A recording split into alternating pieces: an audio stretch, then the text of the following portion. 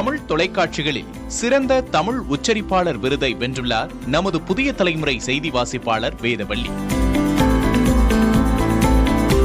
புதிய தலைமுறையின் இரவு பிரதான செய்திகளை வழங்குவதற்காக நான் வேதவள்ளி ஜெகதீசன். ஒவ்வொரு செய்தியின் உள்ளடக்கத்தில் மட்டுமின்றி அதன் தொனியிலும் உச்சரிப்பிலும் கவனம் செலுத்தும் புதிய தலைமுறையில் கடந்த 10 ஆண்டுகளாக செய்தி வாசிப்பாளராக பணியாற்றி வருகிறார் வேதவள்ளி. வானிலை நிலவரம், நேர்பட பேசு விவாதம் மற்றும் புதிய தலைமுறை விருது நிகழ்ச்சிகளிலும் தொகுப்பாளராக பணியாற்றியுள்ளார். பள்ளி கல்லூரிகளில் பேச்சு போட்டிகள் மூலமும் தினசரி நாளிதழ்களை பிழையின்றி வாசிப்பதன் மூலமும் தமிழையும் தமிழ் உச்சரிப்பையும் மேம்படுத்திக் கொண்டதாக கூறுகிறார் வேதவள்ளி. சின்ன வயசுல இருந்தே தமிழ் மீது இருக்கக்கூடிய அந்த பற்று, அந்த ஆர்வம், அதுதான் தமிழ்ல என்ன இந்த அளவுக்கு வர செஞ்சது. ஆனா அதற்கான வாய்ப்புன்றது ரொம்ப முக்கியம். திறமை இருந்தாலும் அது வெளிக்கொண்டு வரக்கூடிய ஒரு மேடையா எனக்கு புதிய தலைமுறை இருந்தது.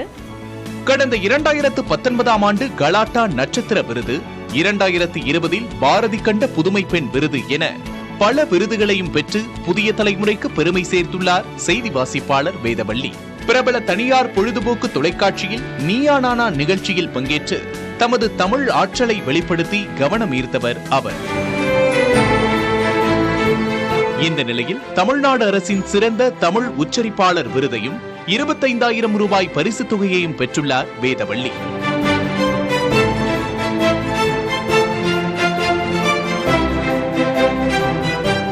தமிழ் வாழும், வாழ வைக்கும்.